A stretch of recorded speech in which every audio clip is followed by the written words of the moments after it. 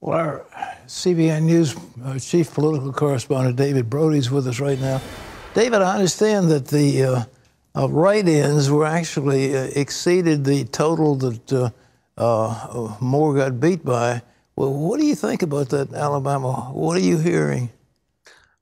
Well, you're right, Pat. That write-in vote was roughly right about the margin of victory for Doug Jones.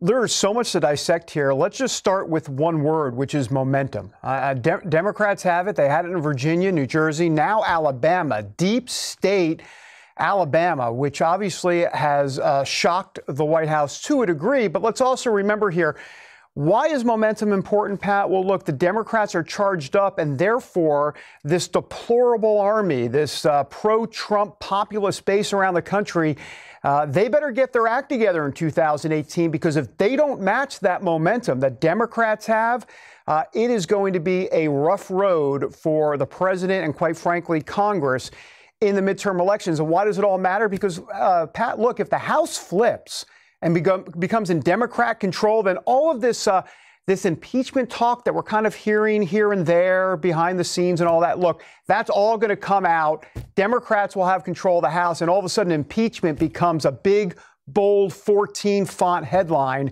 every single day for the next 2 years of his administration.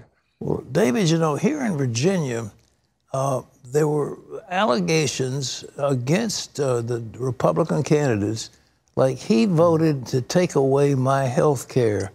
And they hadn't actually put the health care reform in, but the people were alleging something that wasn't actually factual.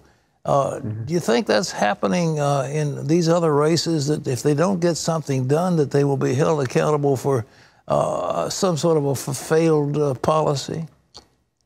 Well, I do. I mean, I think there's a big concern, and especially in Republican establishment circles. Pat, I have to tell you, speaking about those Republican establishment circles, look, there is a tendency right now for those Republican establishment figures to take a victory lap, especially over, they would call it kind of like the grave of Steve Bannon, who went down and tried to help Roy Moore out there. But they have to be very, very careful, because there is a populist wave in this country. And I think we're really just beginning to see a civil war truly begin within the Republican Party, because there's a lot of Roy Moore folks that obviously blame Steve Bannon, blame Mitch McConnell for what happened in Alabama. But let's be clear, Roy Moore needs to take clear responsibility for what happened.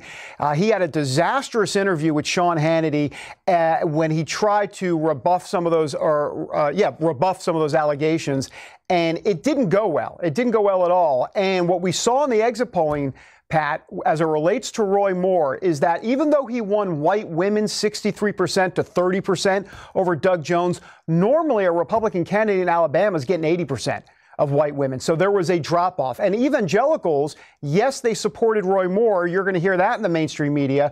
One thing to point out, though, is that evangelical turnout actually down 3% in this election, and that made all the difference in the world.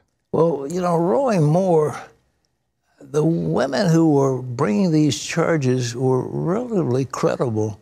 And I think the people, at least in the back of their mind, was the thing, does this man really date 14-year-old girls when he's in his 30s? Does he really molest women? I mean, you know, it's always in the back of their mind. And so he didn't come through as a knight in shining armor, did he? No, and this was part of that problem with the Hannity interview. He really never gave anybody reason to believe that these allegations were not true. And I think that was a big part of the problem. I also think he got caught up, swept up in the legitimate, all bold legitimate #MeToo movement that's sweeping the country right now. And so you put all of that together, and it was a perfect storm for Democrats to finally win that seat after 25 years.